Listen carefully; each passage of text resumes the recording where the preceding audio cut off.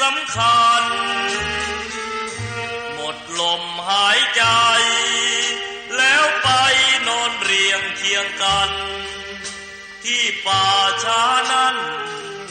ไม่พ้นมือฉันพวกสับเปลอ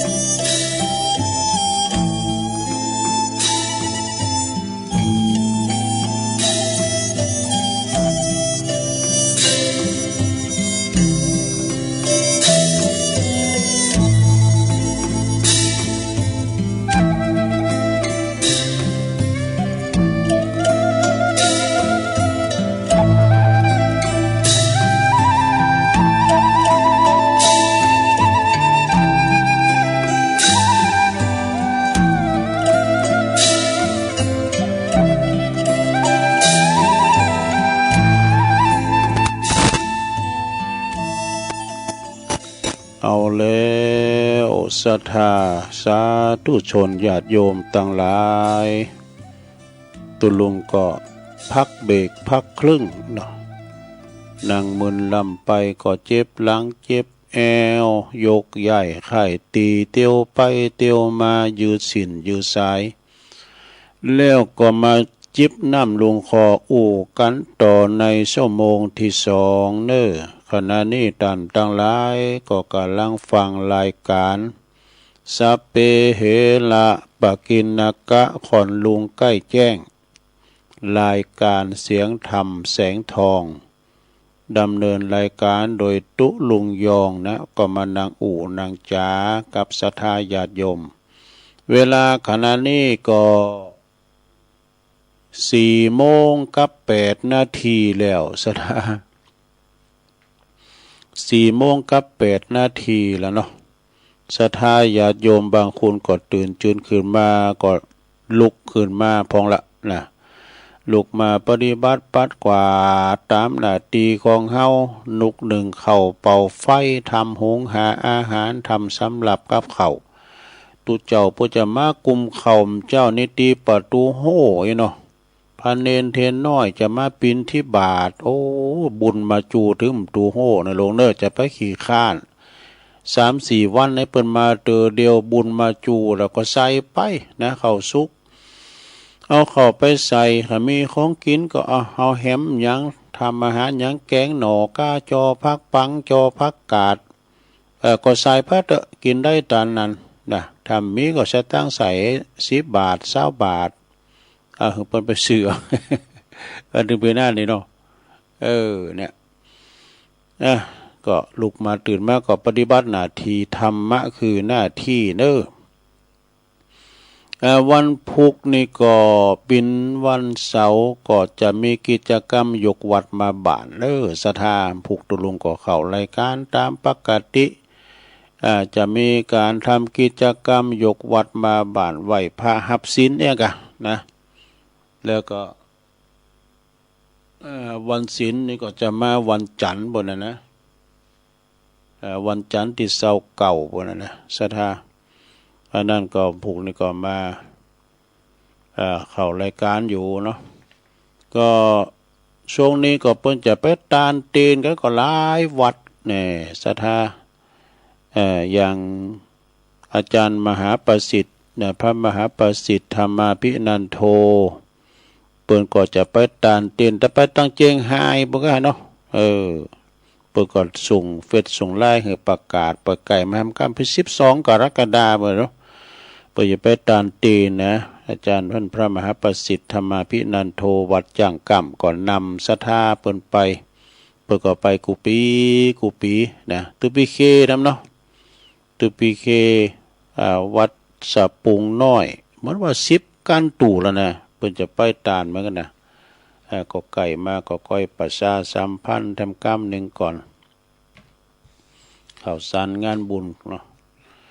แล้วตอนนี้ไปก็เอาเนี่ยมาว่าทำกรรมกันเริ่มปิ้นหนังสือสวัสดีปีใหม่ดู 13 ถึง 15 เมษายน 2566นะมงคลสารอันนี้นะสุขสันต์วันครอบครัวมีจัดหลายเหลี่ยมในเหมือนกันหมดอะแต่ว่าเป็นคนละฉบับนะอันนี้ได้รับความเมตตาจากอาจารย์พระครูอภิวัฒนวิกรมเปิ้นหอบมาเหอะตุลุงจะหลายตุลุงเอานี้ไปศึกษาแล้วเอาออกอากาศเอกอะแต่ว่านี่ก็ว่าไปพองละกำลังจะว่าประโยชน์ของการรักษาศีลนะของอาจารย์ปิ่นมุทุกกันก็การรักษาศีลเนี่ยศรัทธาญาติโยมก็เป็นการที่ว่าปกติโลนะแปลว่ารักษาศีลก็คือรักษาความปกติของตนว่าเฉพาะประโยชน์ที่หันกันง่ายๆเสียก่อนนะส่วนการชี้หือดูประโยชน์ที่เด็ดจริงๆจะเอาไปนะจะเอาไปอธิบายคำอธิบายของศีลแต่ละข้อทีเดียวอีดูเปิ้นว่าข้อที่น่าสงสัยว่าข้อที่น่าจะสงสัยเคยมีผู้สงสัยมาแล้วว่าการรักษาศีลนะถ้าการรักษาศีลเป็นเพียงการตั้งใจรักษาความปกติแล้ว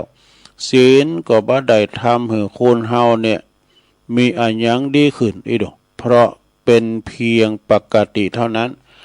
ก็เป็นว่าถูกการรักษาศีลเป็นการอยู่ในปกติของตนเนอะแต่ว่าการที่เฮาอยู่ในปกติของตนนั่นแหละเป็นความดีอยู่ในตัวของเฮาแล้วนี่นะการรักษาศีลเนี่ยนะปกติการที่เฮาอยู่ในความปกติก็เท่ากับอยู่ในความดีนั่นเองนี่แล้วก็การที่เฮาตั้งใจรักษาปกติเป็นการทำความดีอยู่ในตัวแล้ว ขอให้เข้าใจเรื่องนิชัดๆอีกหน่อยจะสงสัยที่หลัง ปกติกายวาจาของเฮาถ้าสมมติว่าเฮามีเงินเนาะเฮามีสตังค์อยู่ 1,000 บาทนี่เปิ้นเปรียบเทียบนะมีเงินอยู่1,000 บาทแล้วเฮารักษาเงิน1,000นั้นไว้ให้คงที่บ่จ่ายเตอเนี่ยก็เท่ากับได้ทำงาน2อย่างคือเป็นการรักษา1,000 บาทของเฮาเนี่ยอยู่คงเดิมอยู่ด้วยเนี่ยเงินตัง1,000นี่ยังอยู่นะเป็นการรักษาฐานตีตั้งของความร่ำรวยต่อไปตัวนี่เพราะว่าเงินหมื่นเงินแสนที่เราจะมีต่อไปนั้นก็จะตั้งอยู่บนพื้นฐานเดิมนั่นเองการรักษาศีลก็เหมือนกันยอมได้ผลทั้ง2อย่างเป็นการรักษาทุนเดิมคือระดับความเป็นคนไว้บ่ให้สุดลงในขั้นหนึ่งนี่และเป็นว่าเป็นการสร้างพื้นฐานรับรองความดีความเจริญต่อไป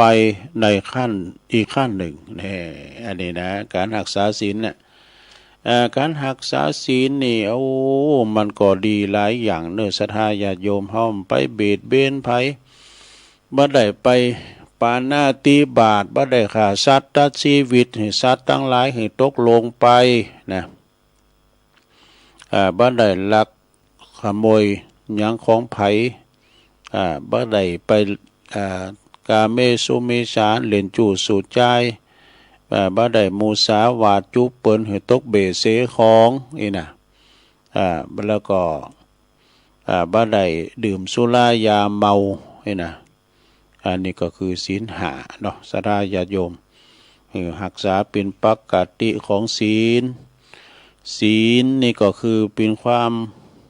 ปกติของเฮาบ่ได้ลงละเมิดนี่นะก็กาว่าคุณเฮามีศีล5ถึงโม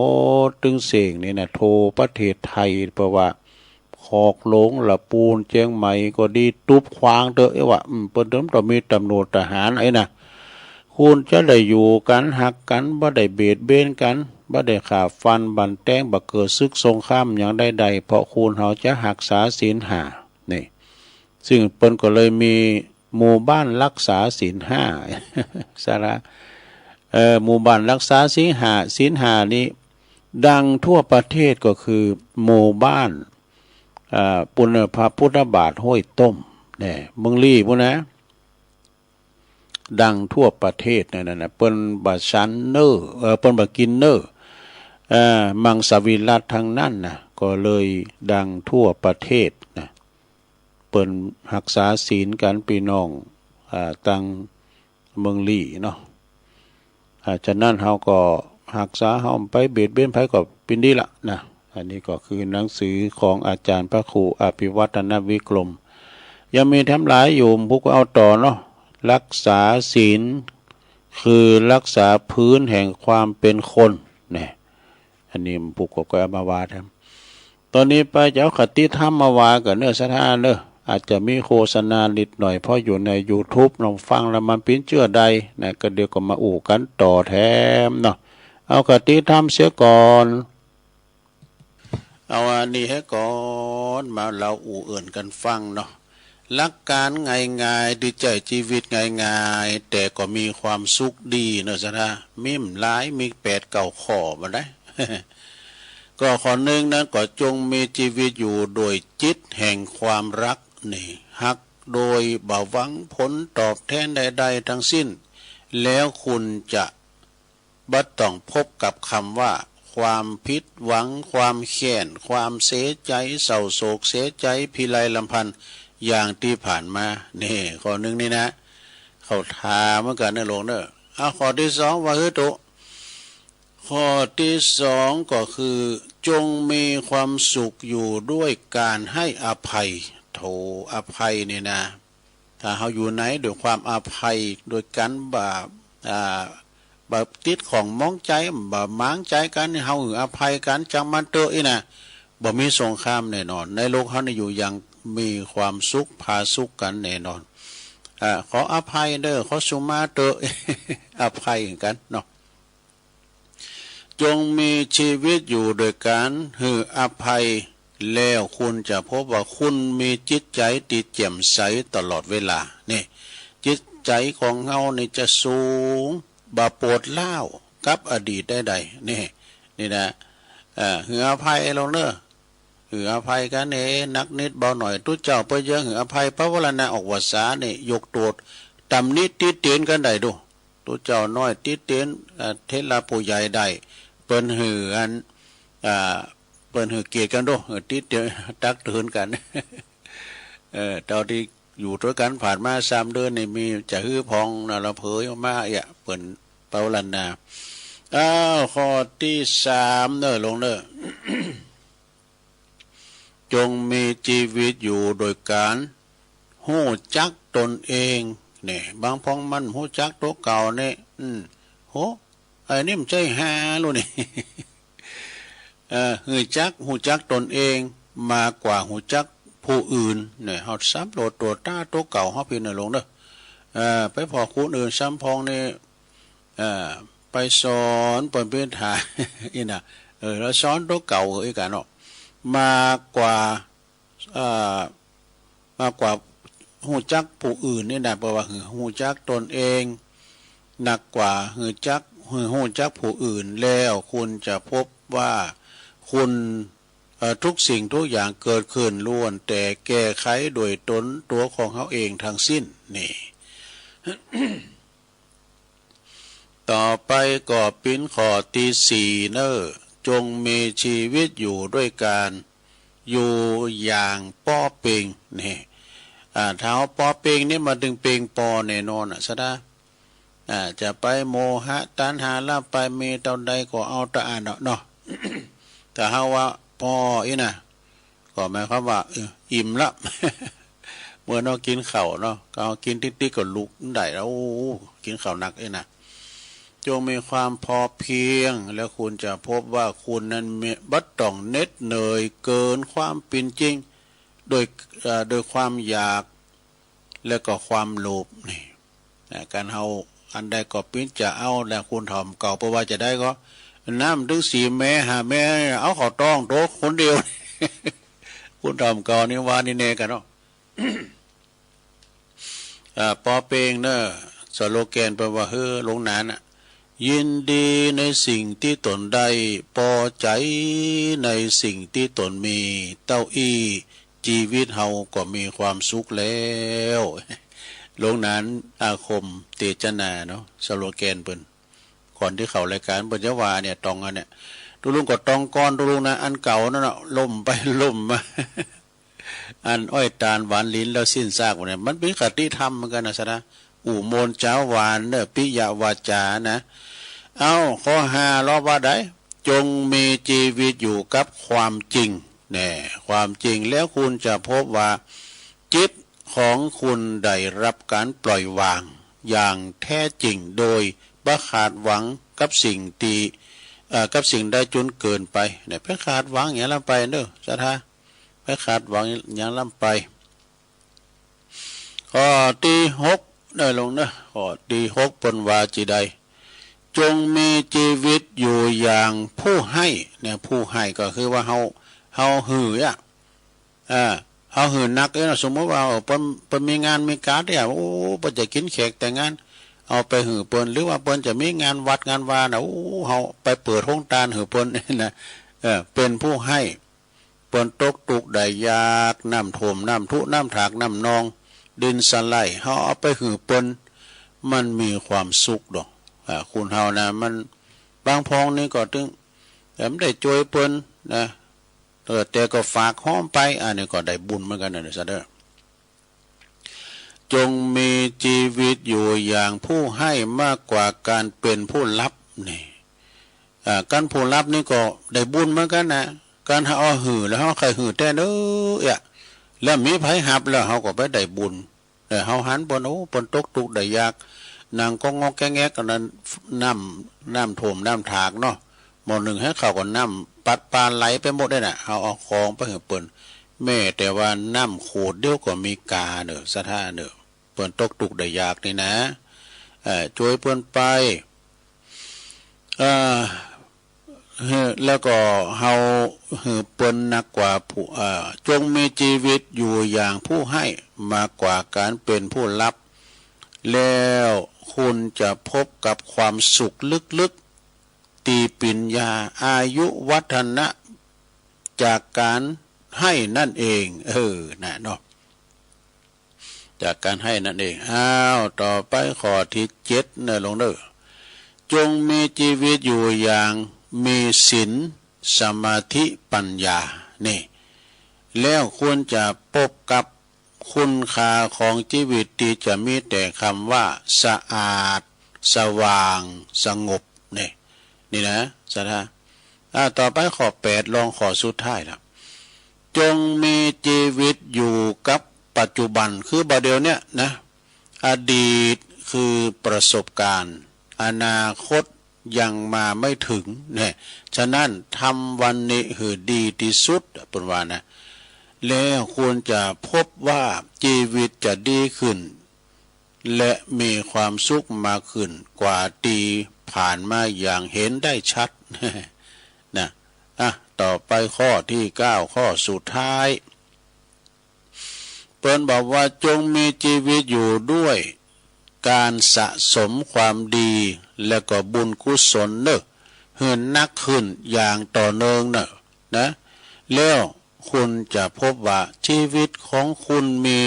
ตัวจ่วยอยู่ตลอดเวลาเนี่ยยิ่งบัดเดี๋ยวนี้ยิ่งหือนะลงเนอะยิ่งให้ยิ่งได้ยิ่งให้ยิ่งมานะยิ่งหืออย่างใดก็เฮาเฒ่าแก่เมื่อนี่มาดึงไข่หืออยู่หั่นน่ะเนาะยามหนุ่มยามแน่นนี่เฮาไข่หืออยู่เนาะ เฒ่ามาแล้วก็ซอหาตั้งไปในผิวทางตั้งที่ไปต่างหน้าเนี่ยเนาะ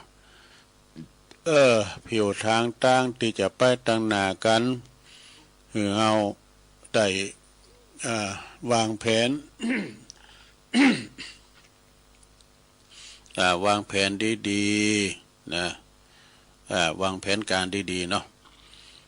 อันนี้นำกรรมเนอะสนะเนี่ยโอ้ก็ยาวเหมือนกันเนี่ยก็เป็นหยังยาวก็ยาวไปแล้วเวลาไปเลยยัง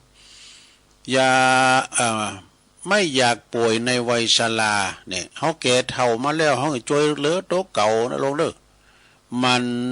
ฝึกดูแลตนเอง26ข้อว่ะแต่ว่ามันถึงนะตัวลุงว่ามันถึงเคยว่าแล้วโลนึงนอนหือติ้มอิ่มนะอารมณ์เย็นเนี่ยการหอนอนรับแล้วเนี่ยมันสบายก็เขาไม่ได้รับนะมันตานี่ปิ้นมงปิ้นหมางนะเขารับกลางวันก่อนมาอ่านมันเหมือนรับกลางคืนเลยได้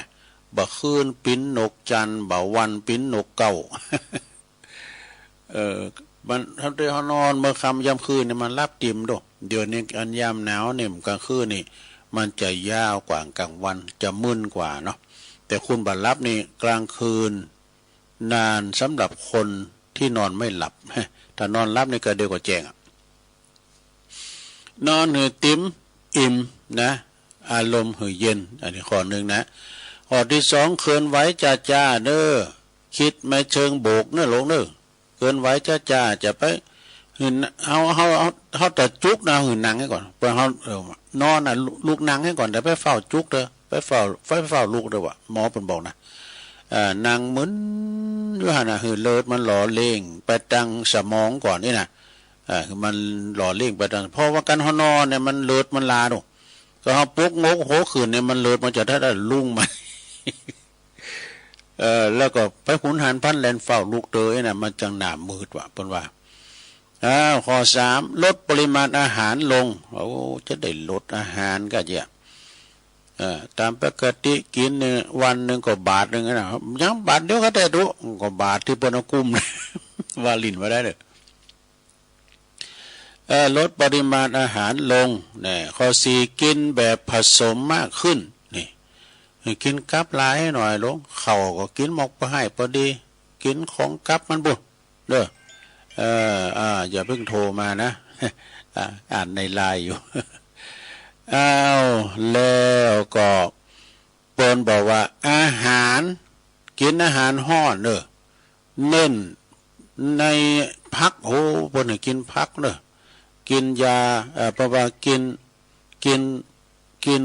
ยาเป็นหลักกินผักเป็นวิตามินวิทยุตูปินเป็นยังไงเปิ้นโทรมาติดกินอาหารร้อนเน้นในผักเนี่ยก็ผักก็คือผักผักปังผักกาดผักหญ้าอันนี้การลงกินผักของเขียวดื่มน้ำให้มากขึ้นข้อที่6นะดื่มน้ำให้มากขึ้นแล้วก็7นี่กินเกลือน้อยลงเกลือแต่ไปกินจิ้มละไปลงเด้อจะไปกินจิ้มละไป8อาหารเย็นกินก่อนค่ำนี่9ออกกำลังกายแบบเบาๆเนี่ยเอาแบบเบาๆเนี่ยลงเด้อจะไปเอาหนักข้อที่10ผ่อนคลายลืมทุกข์ลืมโศกเนี่ยไปกึดเด้อลงเด้อจะไปกึด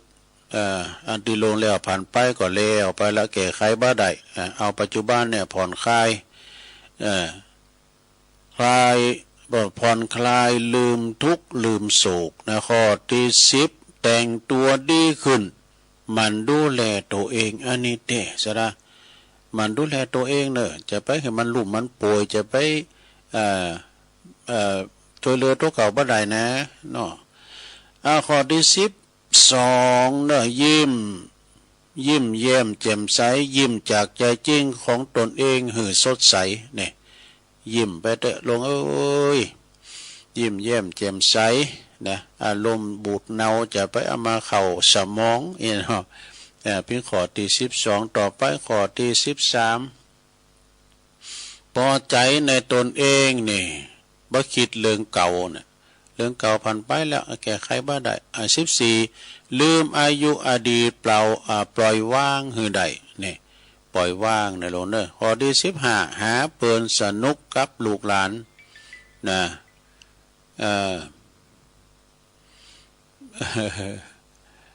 แล้วก็ข้อที่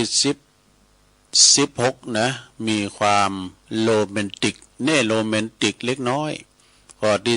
17งานอดิเรกเพิ่มเติมทำเบาๆเนี่ยดูแลจมูกหูตาปากเท้าพอดีๆเนอะ เที่ยวสักหน่อยแบบเบาๆดูทุกอย่างทุกส่วนในร่างกายของตนนี่เอาเฮ็ดแต่อีกก็เนาะชนะเนาะมันยาวเหมือนกันเนอะเติบเป็นระว่าหาสาระบาได้ตุอีนะอันก่อนจะเอาข้อคิดมากันเนอะสถาเนอะมีข้อคิดยังข้อคิดตั้งทำเล็กๆน้อยๆนะก็ลองฟังข้อคิดพอเนอะตีเปิ้นสูงมานะสถาญาโยมข้อคิดสัก4-5 ข้อฟังพอเนาะคติธรรมของแม่จันเรือนใสเขาทาเหมือนกันเนอะอันนี้นะสถาญาโยมลองฟังพอเนอะมันเพียงจะได้ก็ลองฟังพอคติธรรมนำชีวิตคุณเฮาเนี่ยเปิ้นว่าจะมีข้อคิดดีๆมีอยู่10 ข้อด้วยกันเนอะนะข้อที่1เมื่อวานนี่นะวานนี่บ่สามารถกลับมาแก้ไขมันอย่างใดแล้วนะจึงมีวันพรุ่งนี้ผู้ก็ยังอนาคตะยังมามถึงเอาปัจจุบันไว้ก่อนเนี่ยเอาวันนี้ไว้ก่อนเฮาได้ทำสิ่งที่ดีต่อไปนะอันนี้ข้อ1นะข้อที่2แล้วข้อที่2บอกว่าคนเดียวเท่านั้นที่จะช่วยเฮาผ่านทุกปัญหาใดก็คือตัวเฮาเองนี่เนาะสถาเฮาผูกเฮาต้องแก่เฮาผูกเฮามัดเฮาต้องแก่นี่นะเนาะข้อที่3จะโยมทั้งหลายเรื่องวุ่นวายบุญโลกเนี่ยมี2อย่างคือหยัง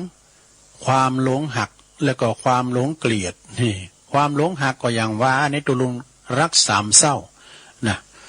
ข้อที่4โยมมีหลายเนอะมี10 ข้อนะฮะความสบายใจบ่ได้เกิดจากทำทุกสิ่งทุกอย่างดังใจแต่เกิดจากใจเนอะที่ยอมรับว่าเมื่อยังนะมีหยังที่จะได้ดังใจเฮาไปทั้งหมดนะคุณเฮาสดาญาโยมมันถึงมีขาดมีเกินมันจะสมคะเนมันเมียนะมันจะดังใจเฮาอีน่ะเขาอันได้ลูกมากกว่าย้ำดังใจเนาะข้อที่5ต่างคนต่างความคิดเรียกว่านาจิตต่างจิตต่างใจอย่าดูถูกความคิดของคนอื่นเด้ออย่าดูถูกความคิดต่างเพราะว่าบางทีเปิ้นจะคิดดีเลยกว่าเฮาไอ้นะข้อที่6อ่านหนังสือออกสำคัญอ่านเหตุการณ์ออกสำคัญกว่าอ่านคุณอื่นออกสำคัญยิ่งอ่านตนเองออกด้วยสำคัญที่สุดอ่านตัวเองเนี่ยนะขอหูใจตัวเองมั่นใจในตัวเองเนี่ยนะเนาะข้อที่7นี่ข้อคิดดีๆของแม่จันเรือนใสเนี่ยเขาทาทีเนอะถ้าเกิดใดเหือจอยเกิดถ้าเกิดบ่ใดเหือจอยทำนี่ถ้าทำก็บ่ใดเหือจอยลมมือถ้าลมมือบ่ใดก็เหือกำลังใจวะเหือกำลังใจบ่ใดก็เหือสงบนี่ไงดักอยู่หั่นมันต้องปาก เนาะก็จะฮือว่าแล้วนี่เนาะหือดักหือเงียบไว้หั่นน่ะเงียบนะครับพระครูโอนประมาณน่ะข้อที่8นะข้อที่8แปลว่าละใดใจก็สะอาดวางใดใจก็โล่งปุ้งใดใจก็เย็นอภัยใดใจสงบแน่นอนกันเนี่ยนะสระเฮาแบกก่อนนักถ้าวางก็เบานะสระเนอะกับลูกกับหลานเนี่ยมาเยี่ยมดังใจเฮาเล่งกะกายแต่ใจเฮาเล่งมันบ่ได้เด้ปุ้งว่างนะลงเนอะหยังถ้าเกิดมาดื่มมันเกิดข้อที่9เงาจันทร์นี่เงาจันทร์เกิดจากความนิ่งของน้ำถ้าน้ำมันนิ่งนะถ้าน้ำมันนิ่มนะมันเฟื่อนวันเลยหูจักน้ำเฟื่อนหรอน้ำเฟื่อนขยะน้ำก่อนนั้นน้ำมันเฟื่อนนะถ้าว่าเงาจันทร์เกิดจากความนิ่งของน้ำชั้นใดปัญญาเกิดจากความนิ่งของใจฉันนั้นนี่เฮาอยู่นิ่มอาจารย์เป็นว่าฮื้มคืนเนี่ยนะใจก็ตีลิงนั่นแหละลิงเนี่ยมันดิ่นลิงกับเหมือนใจเฮาเนี่ยนะลิงมันลุงตั้งว่ะลิงมันลุงตั้งเลยไปถามพระฤาษีพระฤาษีก็เปียมันนั่งสงบมันนั่งสงบมานั่งภาวนากันนะลิงก็มานั่งภาวนาคือใจใด ปรุงภาวนาแล้วขึ้นก็ไม่พอหนตั้งโอ้ปุ้นด้อยน้อยก่อนนะลุงป่าเนี่ยขึ้นพอเก้าใหม่พอด้อยน้อยนะแม้น่ะเฮือนเฮาไม่ได้บุญอะไรแล้วก็เลยแตกปัญญาเนี่ยนิ่งและสงบนั้นเอาข้อที่10ไปเลยข้อที่10บัดใจความตุกติดทำหือเฮากึดหนักแต่ปิ้นเพราะเฮากึดมากึดหนักลำไปทำให้เกิดความตุกนี่แพ้กึดมาลงจะมาเติมต้องกึดเฮากึดไปก่อนมาอ่านมาเดิมดีอย่างขึ้นมายัดเอาละเอาให้ตัวอีกก่อนตัวจุยศรัทธาญาติโยมต่างหลายก็เอามาปิ้นเตอสักเดือก็ซ้ำเก่าซ้ำใหม่พ้องเนี่ยนะศรัทธาญาติโยมต่างหลายผสมผสานกันไปศรัทธาได้ฟังกันตั้งบ้านตั้งจองฟังแล้วฟังแหมก่อมปิ้งยังเพิ่มเติมปัญญาเนาะนี่มีทำกรรมหนึ่งนะอันนี้ของอาจารย์มหาประสิทธิ์ธรรมาภินันโททฤษฎีบัวพ้นน้ำวันนันวามจบสกรรมยาทั้งหลายนะกะนะทำกรรมแปลว่ายาหลงเงายาหลงเงานี่ก็คือเงานี่ก็คือความมั่งมีของพ่อแม่นั่นเองเนี่ยพ่อแม่มีงานมีสมบัติมรดกตกทอดหลายเนี่ยเวลาพ่อแม่ตายกินควางโบควางบะเนี่ยตุลุงจังหวาพ่อแม่ตายละปินบ่หอยน้อยจาอันใดก็ขายกินปินของเปิ้นไปหมดน่ะบ่เผอลูกเผอหลานสักกำมีนอศรัทธานี่เงาในก็คือหมายความว่าเป็นความมั่งมีสมบัติมรดกตกทอดของพ่อของแม่อย่าหลงว่าเป็นเงินของเฮาเด้อนี่เป็นของพ่อของแม่ของมรดกตกทอดของพ่อของแม่ลงยินดีโดยบ่เห็นบ่ฝึกฝนจนเป็นคนที่มีความสามารถการฝึกฝนมีความสามารถทำงานใดดีเงินนั้นก็หมดไปก็จะกลายเป็นคนที่อยากไล่อนาถาเนอะการทำมีหามาเติมนะกินแอลไปอันนี้นะสมบัติของพ่อของแม่ก็จะเสี่งไปเล่งเจ้าหมูเจ้าฝูงก็ชิบหายไว้วอดไปนะเงานั้นก็คือหยดซักเนอะของพ่อของแม่นะถึงหยดซักเราสระญาติโยมยศศักดิ์นี่นะยศถาบรรดาศักดิ์หรือว่าผู้บังคับบัญชาที่มีอำนาจก็อย่าไปใจอำนาจของท่านมาแอบอ้างอำนาจของยศของเจ้านายอันนี้เป็นข้าราชการเป็นลูกน้องของมันนายพลนั้นนายพลนี่นะเนาะอันนี้เอามาแอบอ้างนะหรือเป็นโกยกะแล้วก็เงานั่นก็คือความตายเหมือนกันเนี่ยเงานี่ก็คือความตายอย่าไปคิดว่าเฮานี่จะอายุมันยืนยาวเต้าอันเต้าอีนะคนเฮาเพราะว่าคนทุกคนอาจตายเมื่อไรก็ได้เนี่ยขึ้นอยู่กับกรรมมาเกณฑ์เวรมาตามทวงคืนกำไพบุญมันเนี่ยบางพองก็อายุมันยืนยาวมีโรคภัยไข้เจ็บเนี่ยนะบางพองก็มีอายุหมิ่นสันปันตายเกิดมาแล้วป้อยตายไปก็มี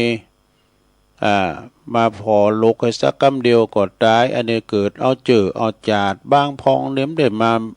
เกิดสักกำเนี่ยตายตั้งเสร็จในต้องก็มีนะศรัทธาญาติโยมเนี่ยเนาะต่อไปทำยาเหรออย่าให้เสาหักนี่อย่าให้เสาหักเนี่ยก็คือบ้านเมืองเฮาเนี่ยนะมันก็มีเสาที่แข็งแรงถ้าเสาบ่แข็งแรงนะบ้านเมืองเฮาก็ยุ่มรอด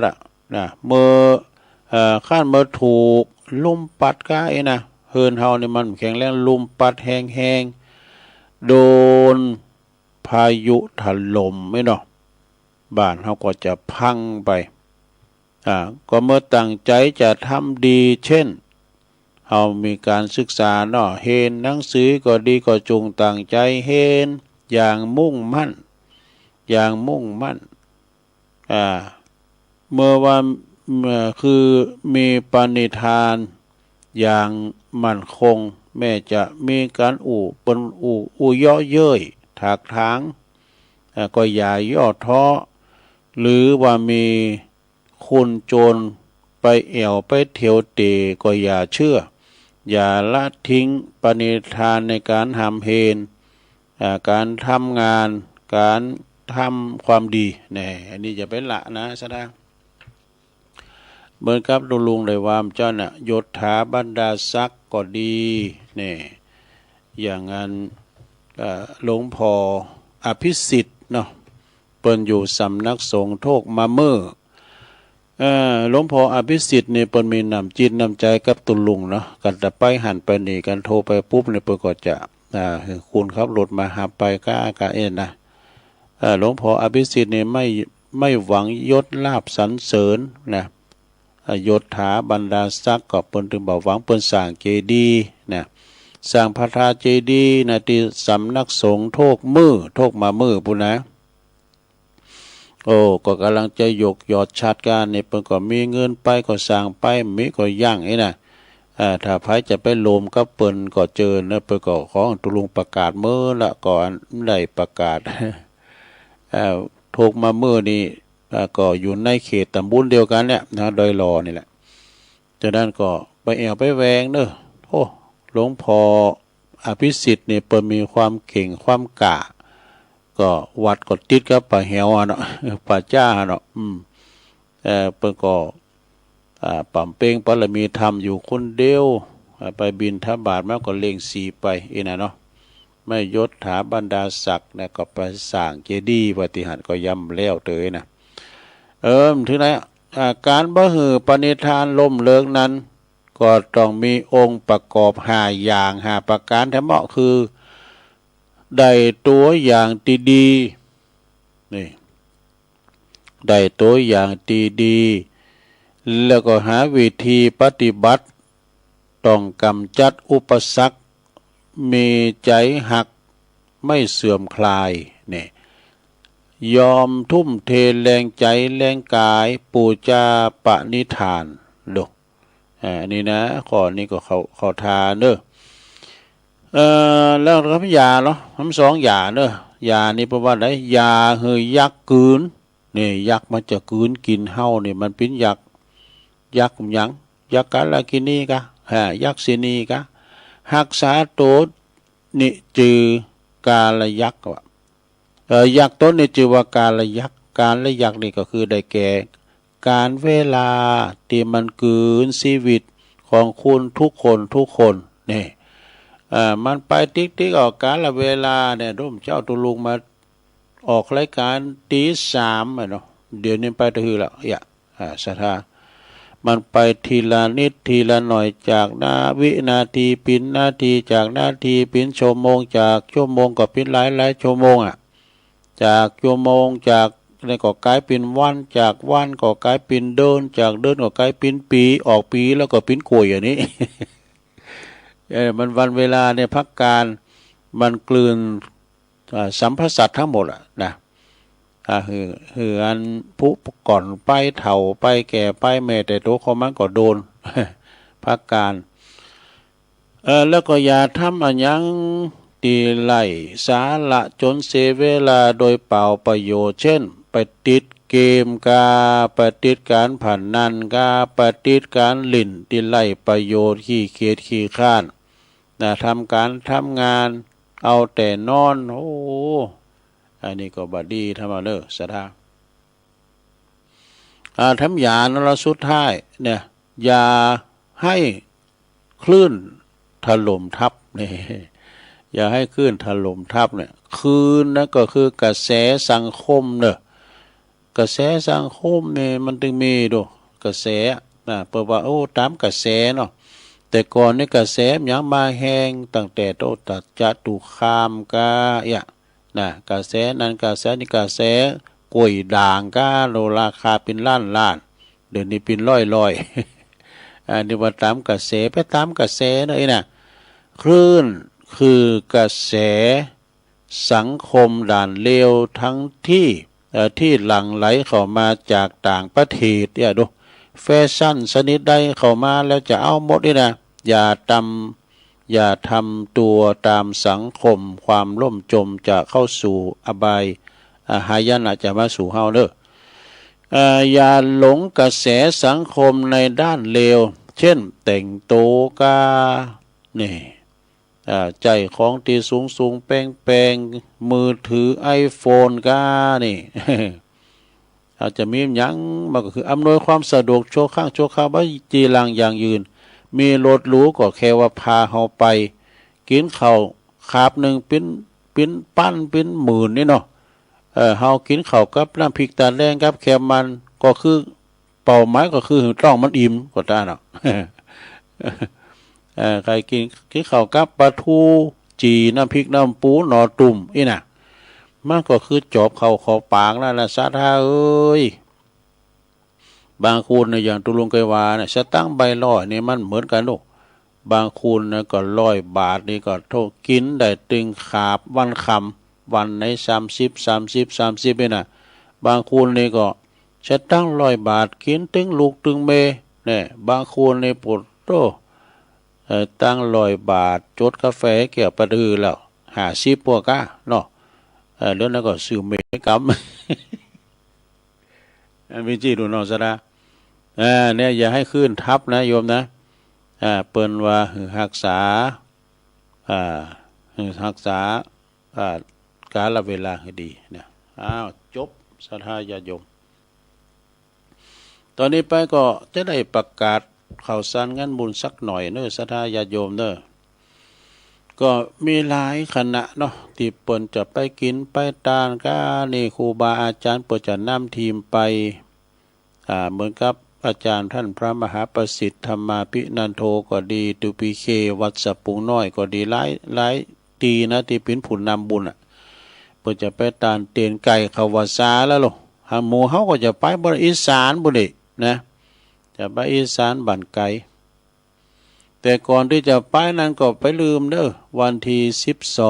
12 กรกฎานะ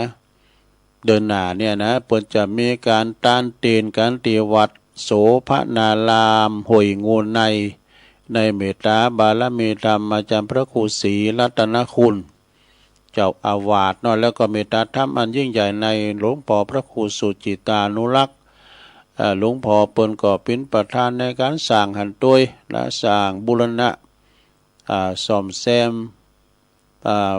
พระธาตุเจดีย์โอ้งามเด้อโทษเปิ้นถ่ายรูปให้พอ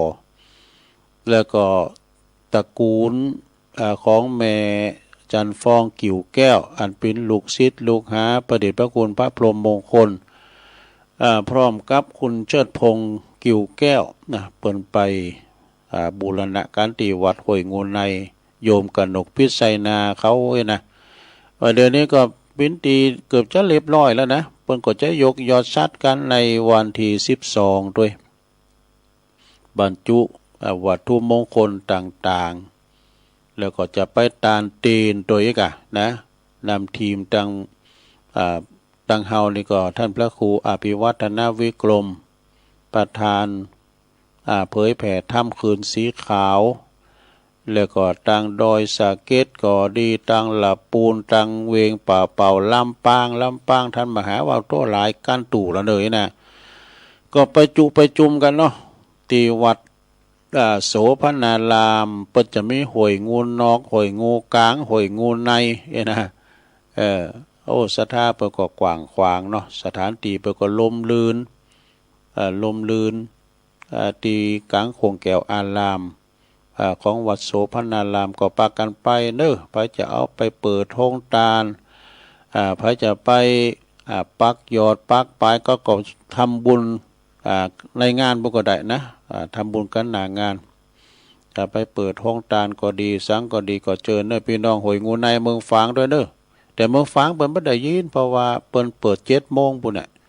ตอนเจ้าก่อนนี่เปิดตอนเจ้าค่ะแต่ว่าตอนบ่าย3นี่เปิ้นเปิดอยู่นี่เปิ้นจะเปิดตอนว่าปอเล่งนั้นลงเปิ้นมาแปลงหือหลานเปิ้นที่บ้านเกิดนี่นะปอเล่งนั้นลงเป็นจะได้มันได้ยินตุลุงก็ไปร่วมเลยนะไอ้หนูมันได้ยินตุลุงก็เพราะว่าเปิ้นปิดเปิ้นเปิดตอน3 โมงบัดละเปิ้นจะเปิดตอน7 โมง 7 โมงวะแล้วไปฟังทางเฟซทางไลน์ก็ได้ยินอยู่นะทางพี่น้องทางเมืองฝางก็เสียได้แต่นะพี่น้องญาติพี่น้องตุลุงได้ยินอ่ะ น่ะนุงสูงซองไอ้นะพอเล่งละลงว่าได้ยินไปแล้วแล้วก็หลังจากที่เฮาทำบุญยกยอดชัดกันที่หันแล้วเนาะตานเตียนกันที่หันวันที่12วันที่21ก็พวกกาไปที่สูงที่สุดในประเทศไทยดอยอินทนนท์นะแต่ก่อนตุลุงปิ้นละอ่อนนี่นะไปผ่อนหนังเรื่องทุ่งใหญ่อินทนนท์เนี่ยเปิ้นมาถ่ายถ้ำที่ดอยอินทนนท์ดอยโหงุ่มอ่ะดอยโหเสือทุ่งใหญ่อินทนนท์สออาสนะจินดาเขานี่นะโอ้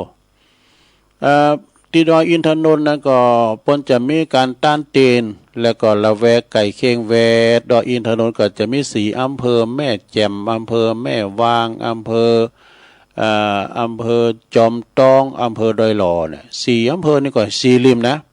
จะต้าน4ริมด้วยกันแล้วก็แถมริมนึงก็จะต้านไว้กับที่พระธาตุเจดีย์หั่นนะที่บุญดอยอินทนนท์เปิ้นจะไปกันในวันที่21เนอะ21นี่ก็คุณปอ12ก็คุณแม่เปิ้นปีนก็น่ะนะพระจะไปอันดับแรกเขาก็ไปตานเตนก่อนตานเตนเสร็จสับเรียบร้อยแล้วก็มาติ่วปูนเปิ้นจะมีการหล่อฐานพระธาตุสถูปเจดีย์ด้วยเนอะ